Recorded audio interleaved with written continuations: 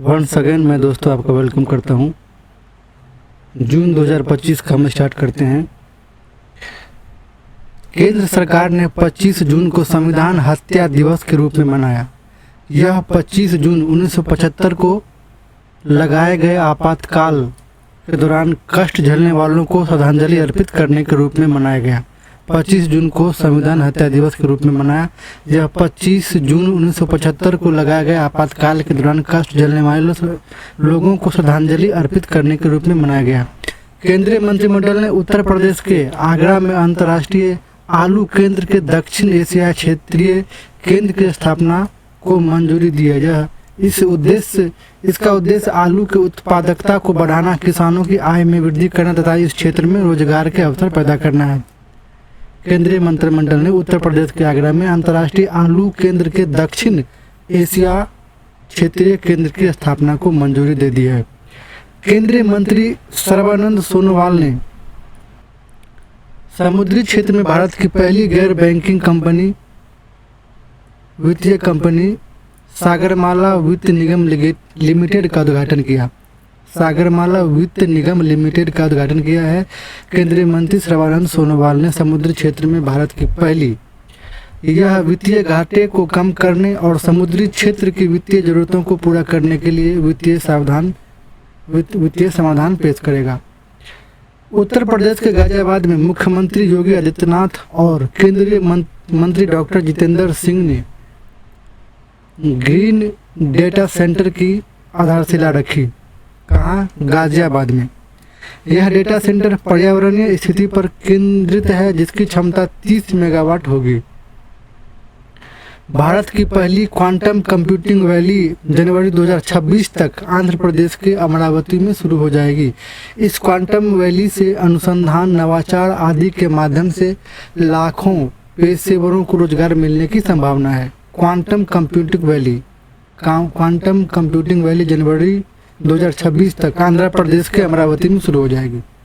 केंद्र सरकार ने बिहार में पहली स्मॉल मॉड्यूलर रिएक्टर SMR आधारित परमाणु ऊर्जा संयंत्र की स्थापना को मंजूरी दी है। केंद्र सरकार ने बिहार में स्मॉल मॉड्यूलर रिएक्टर आधारित परमाणु ऊर्जा संयंत्र की स्थापना को मंजूरी दी है। न्यूक्लियर एनर्जी मिशन के तहत केंद्र सरकार के 6 राज्यों में स्मॉल मॉड्यूलर रिएक्टर की स्थापना की जाएगी। 6 राज्यों में स्थापना की जाएगी। बिहार में पहली स्मॉल मॉड्यूलर रिएक्टर स्थापित किया जाएगा। अडानी ग्रुप ने गुजरात के कच्छ में देश का पहला of grid green hydrogen plant शुरू किया है। अडानी ग्रुप ने गुजरात के कच्छ में पहला of grid green hydrogen plant शुरू किया है। इसकी क्षमता 5 मेगावाट होगी, जो नवीकरणीय ऊर्जा क्षेत्र में एक महत्वपूर्ण उपलब्धि है। केंद्रीय मंत्री अमित शाह ने तेलंगाना के निजामाबाद में राष्ट्रीय हल्दी बोर्ड मुख्यालय का उद्घाटन किया। इसकी स्थापना से तेलंगाना के हल्दी को अंतर्राष्ट्रीय बाजार तक लाने में सहायता मिलेगी। साथ ही हल्दी की खेती करने वाले किसानों को लाभ मिलेगा। अमित शाह जी ने तेलंगाना के निजामाबाद में राष्ट्रीय हल्दी बोर्ड मुख्यालय का उद्घाटन किया है।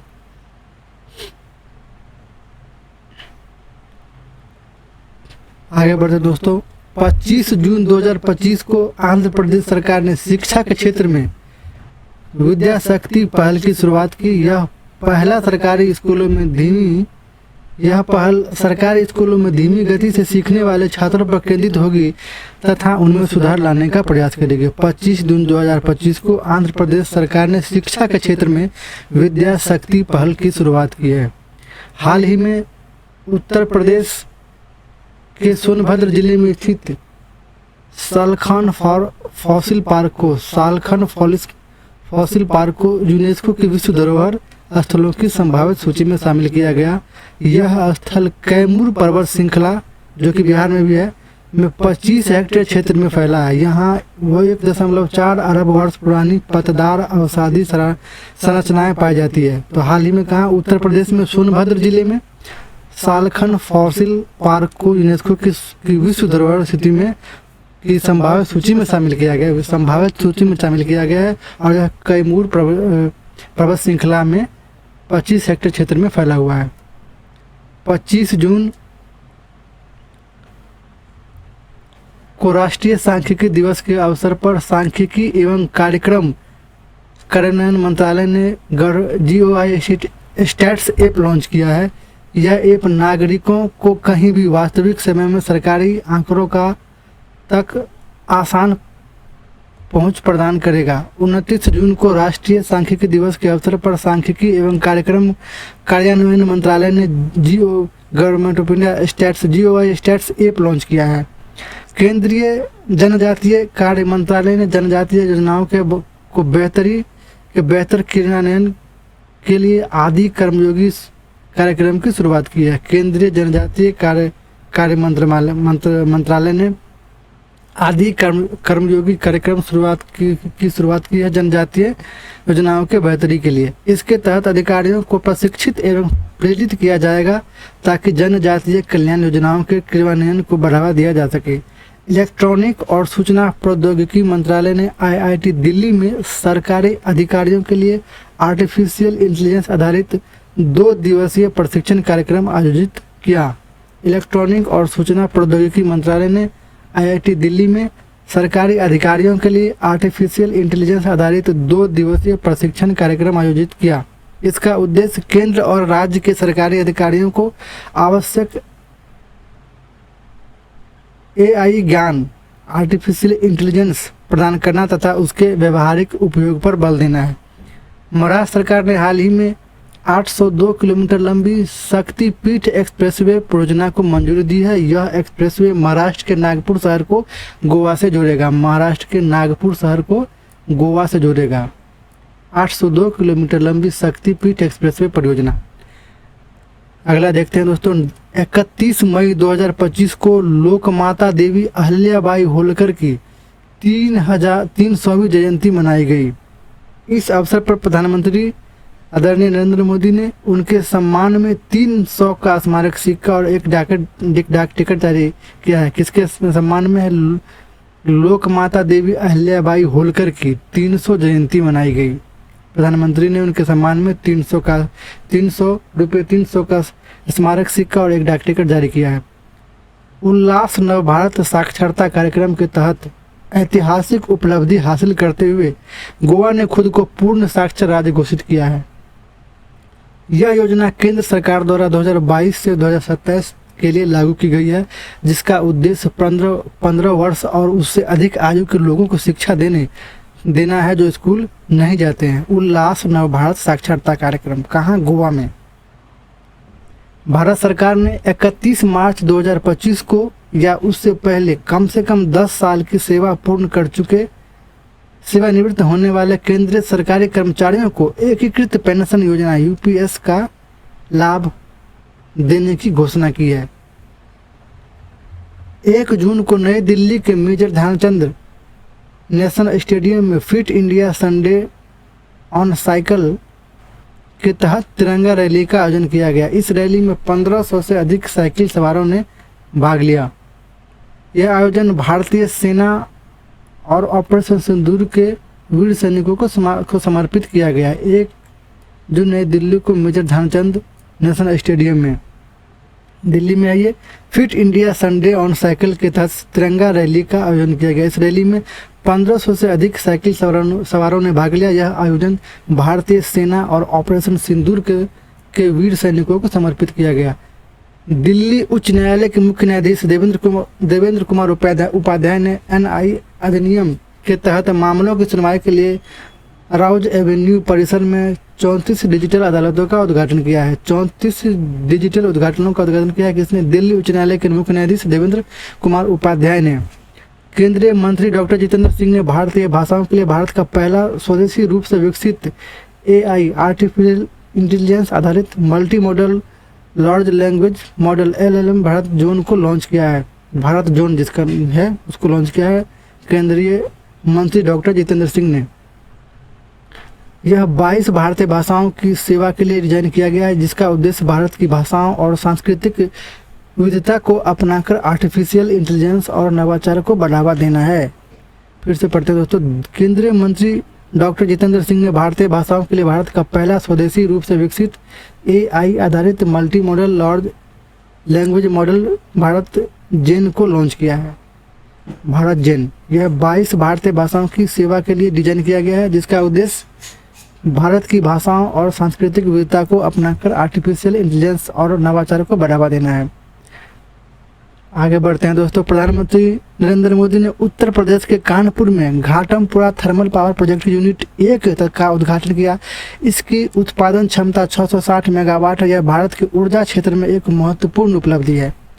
प्रधानमंत्री मोदी जी ने उत्तर प्रदेश के कानपुर में Ghatampur thermal power project unit 1 का उद्घाटन किया। इसकी उत्पादन क्षमता 660 मेगावाट है। यह भारत के ऊर्जा क्षेत्र में एक महत्वपूर्ण उपलब्धि है। हाल ही में भारत सरकार ने जनगणना 2027 की घोषणा की है, जो 2 चरणों में आयोजित की जाएगी, जिसमें जातिगत डेटा भी शामिल होंगे। भारत सरकार ने जनगणना 2027 की घोषणा की है, जो 2 चरणों में आयोजित की जाएगी, जिसमें जातिगत डेटा भी शामिल होगा। ग्रामीण विकास मंत्रालय के अधीन भूमि संसाधन विभाग ने 2 जून 2025 से नक्शा कार्यक्रम के दूसरे चरण की शुरुआत की। इसके तहत देश के 5 उत्कृष्ट केंद्रों पर अधिकारियों के आधुनिक भू-स्थानिक तकनीकों का प्रशिक्षण दिया जाएगा। ग्रामीण विकास मंत्रालय के अधीन भूमि संसाधन विभाग ने 2 जून 2025 से नक्शा कार्यक्रम को दूसरे चरण की शुरुआत की। आगे बढ़े दोस्तों। भारत में प्रौद्योगिकी क्षेत्र के विकास के लिए छत्तीसगढ़ के नवा रायपुर में भारत के पहले AI विशेष आर्थिक क्षेत्र की घोषणा की गई है। आर्टिफिशियल इंटेलिजेंस के क्षेत्र में यह भारत में अनुसंधान को बढ़ावा देगा तथा वैश्विक प्रौद्योगिकी केंद्र के रूप में भारत की स्थिति को मजबूत करेगा। भारत में प्रौद्योगिकी क्षेत्र के विकास के लिए छत्तीसगढ़ के नवा रायपुर में भारत के पहले AI विशेष आर्थिक क्षेत्र की घोषणा की गई है। भारत सरकार ने 1 जून 2025 से सेवा से सीखो अभियान के तहत जन औषधि केंद्रों में युवाओं के लिए अनुभवात्मक लर्निंग कार्यक्रम शुरू किया है। यह कार्यक्रम युवा मामलों और खेल मंत्रालय तथा रसायन और उर्वरक मंत्रालय द्वारा संयुक्त रूप से आयोजित किया जाएगा।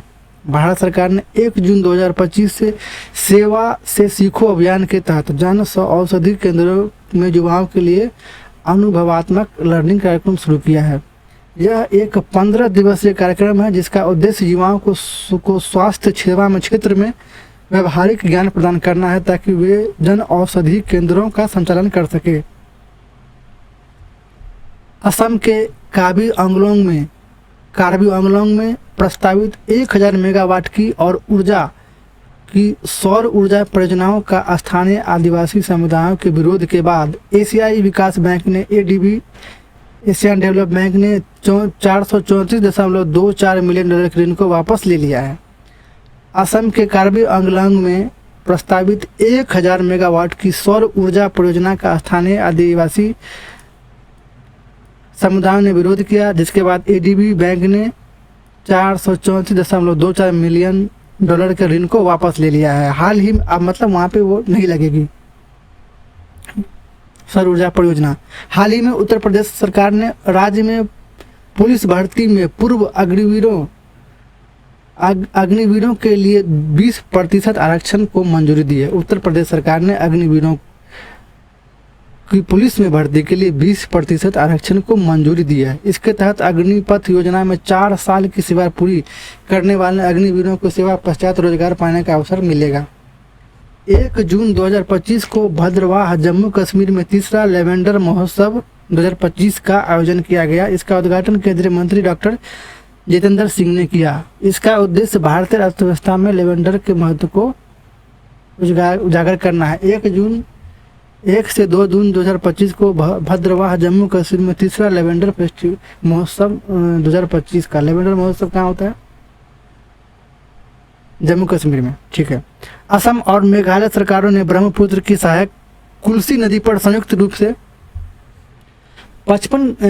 55 मेगावाट की कुल्सी जल विद्युत सिंचाई परियोजना शुरू करने के लिए सहमति जताई है। साथ ही गुवाहाटी शहर में शहरी बाढ़ समस्या के समाधान के लिए भी दोनों राज्यों ने मिलकर काम करने का निर्णय लिया है।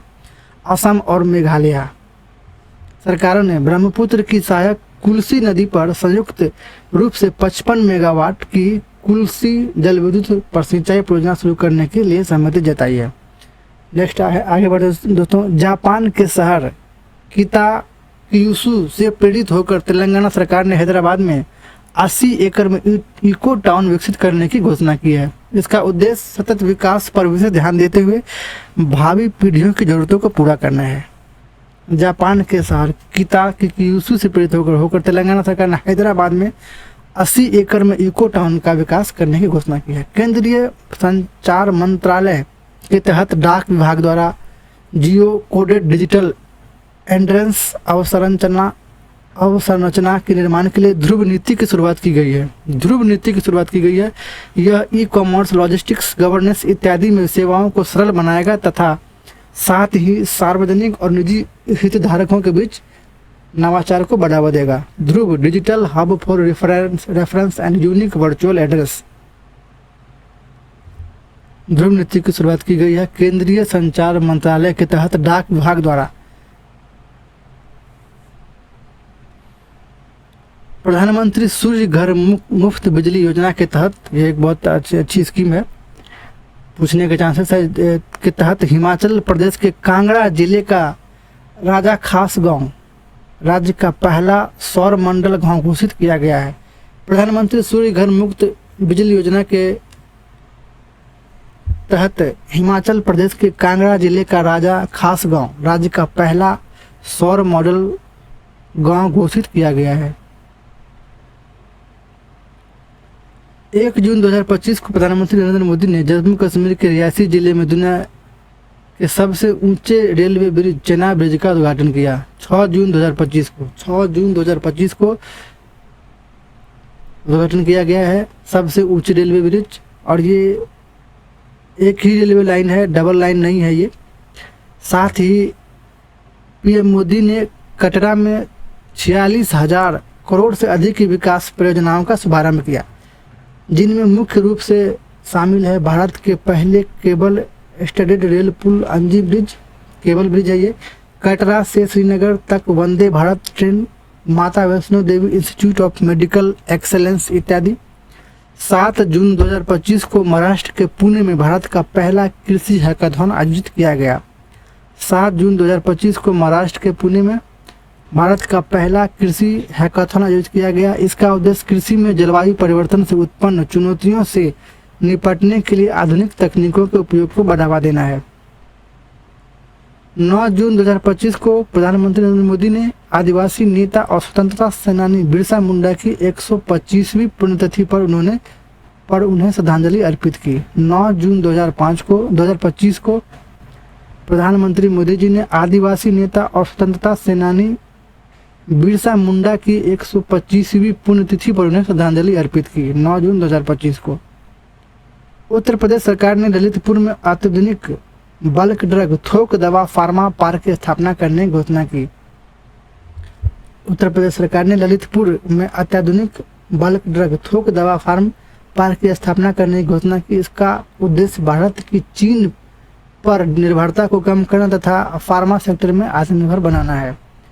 हरियाणा के संदीप आर्य ने गुजरात के सूर्य मंदिर मोढेरा में लगातार 20,000 बार सूर्य नमस्कार करके विश्व रिकॉर्ड बनाया है। उन्होंने अपना नाम अमेरिका के बुक और लंदन बुक ऑफ रिकॉर्ड्स में दर्ज किया। हरियाणा के संदीप आर्य ने गुजरात का जो सूर्य मंदिर मोढेरा में लगातार 20,000 बार सूर्य नमस्कार करके विश्व रिकॉर्ड बनाया। दिल्ली सरकार ने उलंबी कला में भारत का पहला ई कचरा इको पार्क स्थापित करने की घोषणा की। इस पार्क का क्षेत्रफल 11.4 एकड़ होगा, जिसमें हर साल 51,000 टन कचरे का प्रसंस्करण किया जाएगा। उलंबी कला में ई कचरा इको पार्क स्थापित करने की घोषणा की है दिल्ली सरकार ने। महाराष्ट्र की अब तक की सबसे महत्वाकांक्षी सड़क परियोजना समृद्धि महामार्ग अब पूरी तरह से चालू हो गई है। UR 701 किलोमीटर लंबी सड़क परियोजना है जो मुंबई को नागपुर से जोड़ता है। जो मुंबई को समृद्धि महामार्ग, ये कहाँ है? ये महाराष्ट्र में है। इस महामार्ग का ऑफिशियल नेम हिंदू हृदय सम्राट बाला साहब ठाकरे महाराष्ट्र समृद्ध मार्ग है। राष्ट्रपति द्रौपदी मुर्मू ने लद्दाख आधिकारिक भाषा विनियम 2025 को मंजूरी दे दी है। इसके तहत अंग्रेजी, हिंदू, उर्दू, भोटी और पुर्गी को लद्दाख के आधिकारिक भाषा के रूप में मान्यता मिली है।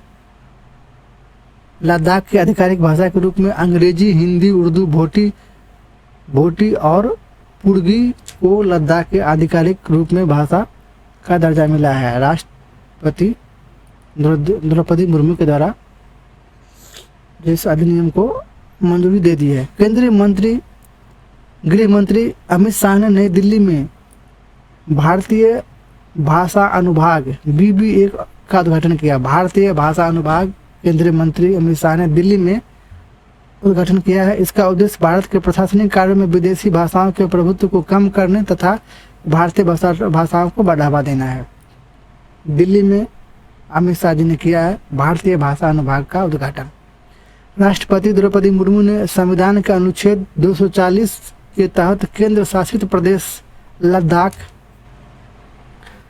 आरक्षण संशोधन विनिमय 2025 जारी किया है, जो जम्मू और कश्मीर आरक्षण अधिनियम 2024 की धारा 3(1) को संशोधित करता है। इससे लद्दाख के निवासियों के लिए स्थानीय नौकरियों में 85% तक आरक्षण का प्रावधान है। 85% का आरक्षण का प्रावधान है अनुच्छेद 240 के तहत यूनियन टेरिटरी लद्दाख में। हाल ही में जारी एक रिपोर्ट के अनुसार बेंगलुरु सबसे अधिक तेंदुओं की संख्या वाला महानगर तथा भारत की तेंदुआ राजधानी बन गया है। बेंगलुरु लगभग 80 से 50 जंगली तेंदुए पाए जाते हैं। दोस्तों, बेंगलुरु में जो है सबसे अधिक तेंदुआ पाया जाता है। भारत की तेंदुआ राजधानी बन गया है। वो 80 से 85 के लगभग में वहाँ पे है। इतिहास में पहली बार दुनिया की पहली वैश्विक एकीकृत पक्षी सूची एवी लिस्ट आधिकारिक तौर पे जारी की गई है। इस सूची को विश्व से कई प्रतिष्ठित संगठनों के वैज्ञानिकों और विशेषज्ञों ने मिलकर तैयार किया है। एवी लिस्ट पक्षियों का लिस्ट है। एक एवी लिस्ट में पक्षियों की 11,131 प्रजातियां, 19,879 उप प्रजातियां, 2,376 वंश, 252 कुल आदि शामिल हैं। हाल ही में विश्व बैंक द्वारा जारी एक रिपोर्ट के अनुसार भारत में वर्ष 2011-12 की गरीबी दर 27.1 से घटकर 2022-23 में 5.3% रह गई है। ये भगवान, ये कैसा डाटा है? गरीब तो गरीबी होते जा रहा है, फिर भी ये क्या छाप रहा है? संयुक्त राष्ट्र द्वारा जारी नई जनसांख्यिकी रिपोर्ट में भारत की जनसंख्या 2025 में 1.46 अरब पहुंचने का अनुमान लगाया है। भारत की प्रजनन दर घटकर प्रति महिला 1.9 हो गई है, जो बच्चे की प्रतिस्पादन दर 201 से कम है। तो ये 1.46 अरब पहुंचने का अनुमान है 2025 की ठीक है। प्रधानमंत्री नरेंद्र मोदी के 11 वर्ष का कार्यकाल पूरा होने का जश्न मनाने के लिए नमो ऐप ने जनमन सर्वेक्षण शुरू किया। नमो ऐप ने जनमन सर्वेक्षण शुरू किया है। सर्वेक्षण के जरिए सरकार ने नागरिकों से भारत की प्रगति के लिए उनकी प्रतिक्रिया जानी है। तमिलनाडु के बेलूर में उत्तर पांड्य काल के 800 साल के पुराने शिव मंदिर की खोज की गई है। तमिलनाडु के बेलूर में उत्तर पांड्य काल के 800 साल पुराने शिव मंदिर की खोज की गई। हाल ही में फ्लिपकार्ट भारतीय रिजर्व बैंक से NBFC लाइसेंस प्राप्त करने वाली भारतीय ई-कॉमर्स कंपनी बन गई। यह लाइसेंस फ्लिपकार्ट को अपने ग्राहकों को सीधे ऋण प्रदान करने की अनुमति प्रदान करता है। तो कौन है भाई? ये है फ्लिपकार्ट। NBFC लाइसेंस मिल गया है। वह पहली भारतीय ई-कॉमर्स कंपनी है। आगे बढ़ते हैं दोस्तों। केंद्रीय सूचना एवं प्रशासन तथा संसदीय कार्य राज्य मंत्री डॉक्टर एल मुरुगन ने पुदुचेरी विधानसभा के लिए राष्ट्रीय ई विधान एप्लीकेशन नेवा का उद्घाटन किया है। उसके बाद अब पुदुचेरी विधानसभा पूरी तरह से डिजिटल और कागज रहित विधायिका के रूप में कार्य करेगी। पुदुचेरी जो है पूरी तरीके से जो है डिजिटल और कागज रहित विधायिका के रूप में कार्य करेगी।